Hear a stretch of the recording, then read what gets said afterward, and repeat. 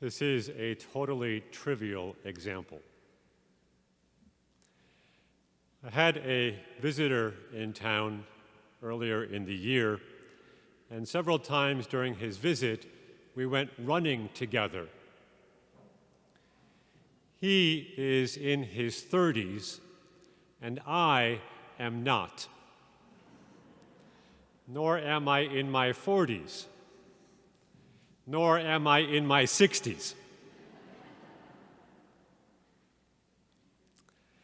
And during the course of our running, he would very politely suggest, "Can we pick up the pace?" And because I am full of vanity and pride, I said, "Sure." And then everything in me screamed. And so we went along running, and it was painful. Painful, painful. But when it was over, I felt pretty good when it was over. And it occurred to me that I had not run that fast, that far in a long time. And what had happened in between is that I had become very self-indulgent. When I was running alone, I decide when I'm tired. When I'm running by myself, I decide if that hill is too big.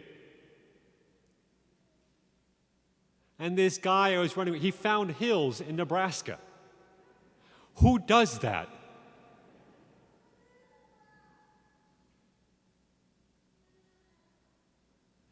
What was revealed was that my whole exercise routine had become comfortable. If I got tired or winded, I'll just stop and walk a little bit, catch my breath, start up again. But go faster, that's crazy.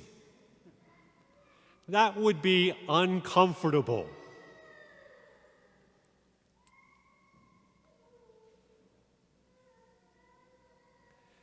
You are not thinking as God does, but as human beings do. And that attraction to comfort is very strong. When I get to assess, when I get to decide, I tend to be very lenient toward myself. Then I come to visit church on Sundays and tell other people what to do.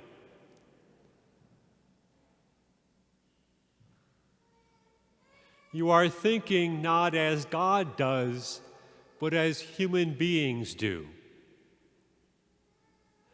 And sometimes we can look at the cross of Jesus through that same lens of comfort.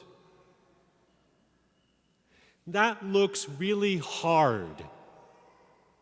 And the last thing I would ever want to hear from God is, "Can we pick up the pace?"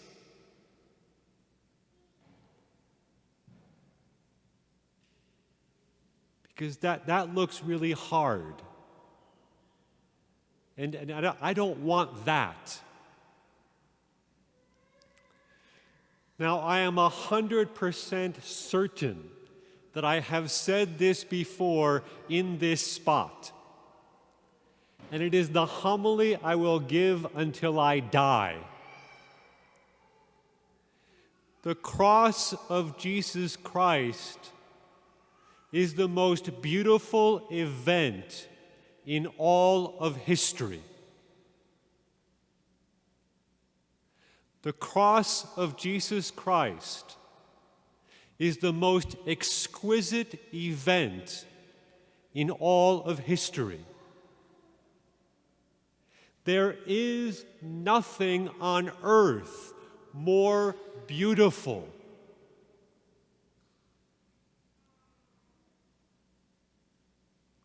But what makes it ugly? That doesn't look comfortable.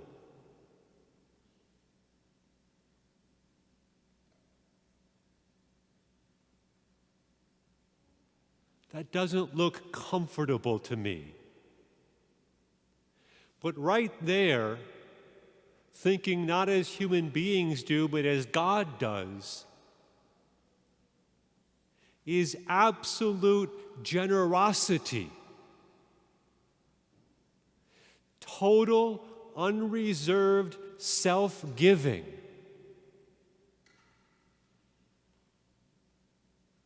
Complete outpouring in pure love.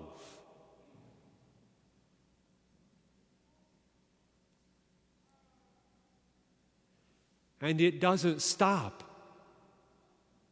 Today, Jesus, at this altar, in this word, in our homes, our neighborhoods, Jesus continues to give himself in pure love just like this.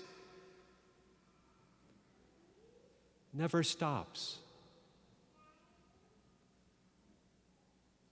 Sometimes people talk about fear of God or doubt of God, or it's really hard to trust God.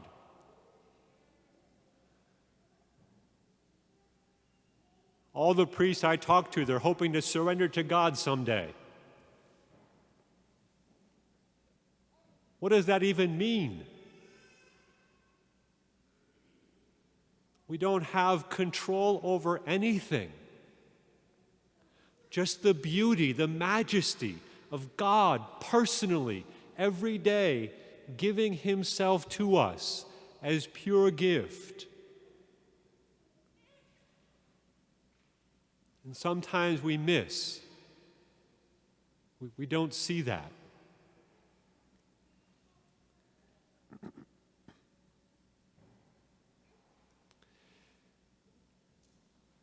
Jesus asks us to lose our lives in joyful, free, committed self-giving.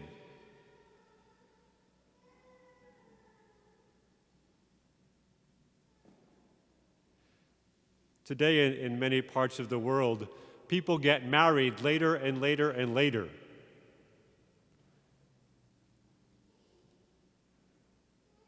And there's that fear of commitment. Then they look at a couple that's been married 50 years, and they look old. Look what marriage did to them. It made them old. This is the logic of young people. I used to be one once, but now I've matured.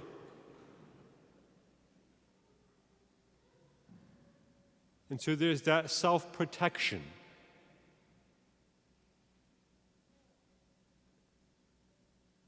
Having children is a marvelous way to lose one's life.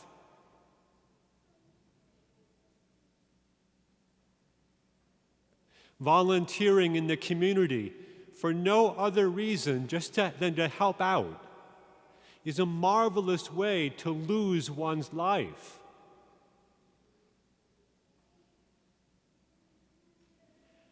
And stopping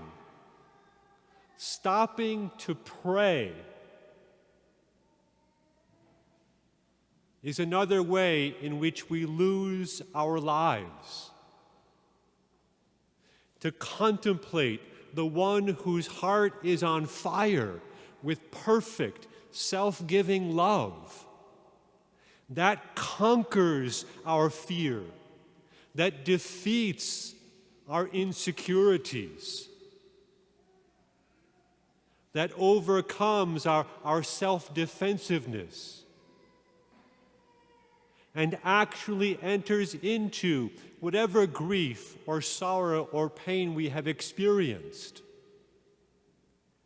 This is the dawn of real hope. The outpouring of Jesus as pure gift, then and now. so that we share the joy and the vitality and the beauty of giving ourselves and knowing that the gift of ourselves is beautiful to someone else.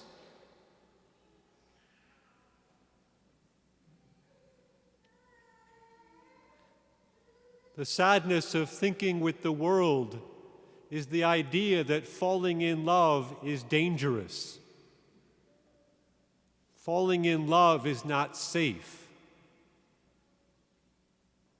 And Jesus comes to us from the love he showed on Good Friday, and he says to us, just like he says here at this altar, let me share my joy.